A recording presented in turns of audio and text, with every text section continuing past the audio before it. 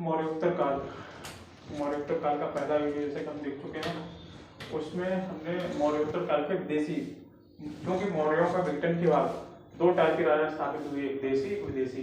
तो हम बात कर रहे हैं विदेशी की। विदेशी में सबसे पहले आए हिंदू यूनानी, फिर आई शक, फिर आई पहलव या पार्थियन। इन तीनों का हम अध्ययन कर चुके हैं। और चौथे नंबर में सबसे बाद में आए आक्रमण के क्रम में, तो वो थे कुषाण।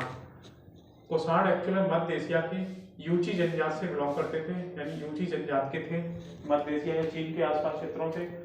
इन्होंने भारत के पश्चिमोत्तर हिस्से पर, भारत के कौन से हिस्से पर, जो पश्चिम उत्तर पड़ता है पाकिस्तान अफगानिस्तान के इलाका, इन क्षेत्रों पर अटैक किया और यहाँ पर एक नए वंश की स्थापना की। उस वंश को बोला गया कुषाण वंश। कुषाण वंश का सबसे पहला राजा हुआ कुजुल कड़फिसेस।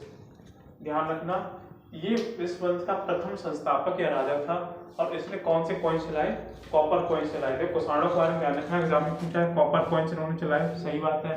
गोल्ड कॉइन चलाए, लेकिन कभी भी पूछा जाए सिल्वर कॉइन्स चलाए, तो ध्यान रखना सिल्वर की कॉइन्स नहीं चलाए। सिल्वर कॉइन्स, मैं बात कर रहा हूँ कॉपर गोल्ड की। अगर प्रश्न आए कि सर्वाधिक मात्रा में सोने के सिक्के गोल्ड कॉइन्स किसने चलाए, तो भी आंसर होगा कुषाण। भारत में सबसे पहले सोने के सिक्के किसने चलाए, तो भी आंसर होगा कुषाण। दूसरा इसमें राजा बना, इस वंश का दूसरा शासक बना विम कड़फिसेस। इसने सबसे पहले गोल्ड कॉइन्स चलाए, और चूंकि ये शैव धर्म का अनुयायी था, कौन से धर्म को फॉलो करता था? शैव धर्म को।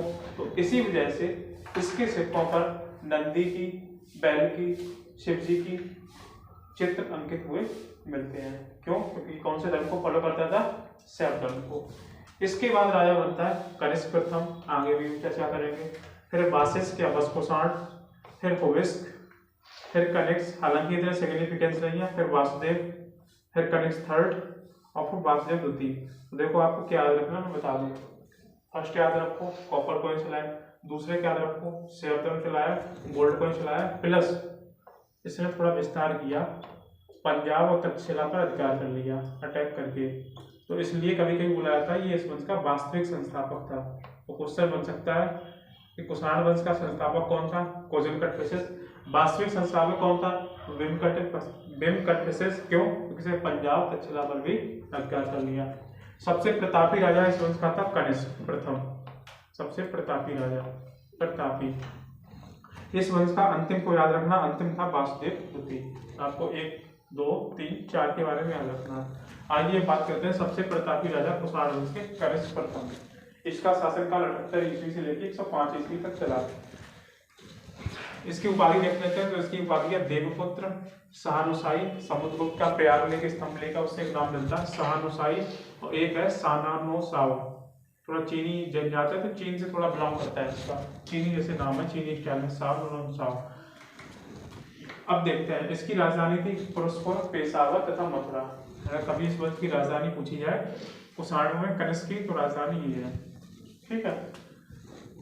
दूसरा, इसने शक संवत चलाया 78 ईस्वी को ही इसने डिसाइड कर दिया। शक संवत, भारत सरकार किस संवत को फॉलो करती है? तो याद रखना, भारत सरकार शक संवत को फॉलो करती है। चीनी राजा पान चाओ से भी इसका युद्ध हुआ, इसने सक्सेसफुली इसको हराया भी।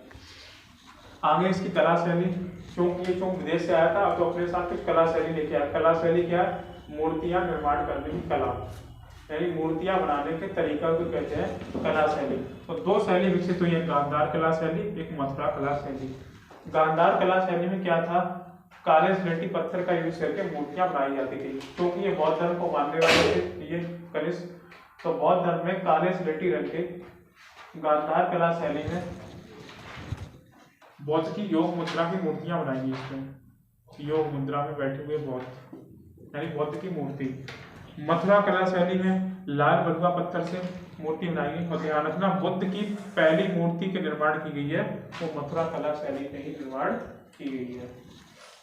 नेक्स्ट, इसके बारे में याद रखना, सर्वाधिक स्वर्ण सिक्के किसने चलाए? कनिष्क प्रथम ने। लेकिन इस वंश से सबसे पहले सोने के सिक्के किसने चलाए? विम कड़फिसेस ने। सिल्क मार्ग पर अधिकार कर लिया। वो टाइम तो सिल्क मार्ग था, व्यापार के लिए बहुत ज्यादा ही प्रसिद्ध था। उस सिल्क मार्ग पर इसने कंट्रोल कर लिया, और वो सिल्क मार्ग जाता था चीन से लेकर रोम तक, इतनी दूरी तक बना हुआ था। तो इस पे फाइनली कंट्रोल किसका हुआ? कनिष्क का। अब देखते हैं कनिष्क के दरबार के प्रमुख कुछ विद्वान।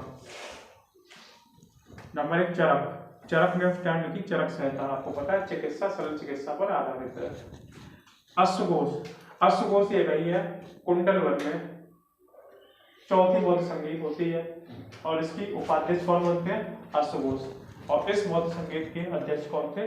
वसुमित्र। हालांकि मैं बौद्ध वाले चैप्टर को पढ़ा चुका हूँ, फिर भी आप लोग एक बार देख लीजिए इसको। इनका एक अश्वघोष का काव्य याद रखना, सौदरानंद, कभी कभी पूछ लेते हैं एग्जाम में। आगे नागार्जुन। नागार्जुन बहुत इंपॉर्टेंट है। इसकी एक रचना का नाम है प्रज्ञापारमिता सूत्र। इसकी रचना है प्रज्ञापारमिता। अगर एग्जाम में पूछा है शून्यवाद का जनक किसे माना जाता है? शून्यवाद का जनक। या पूछा जाए भारत का आइंस्टाइन या आइंस्टीन, तो इन दोनों के आंसर होंगे नागार्जुन।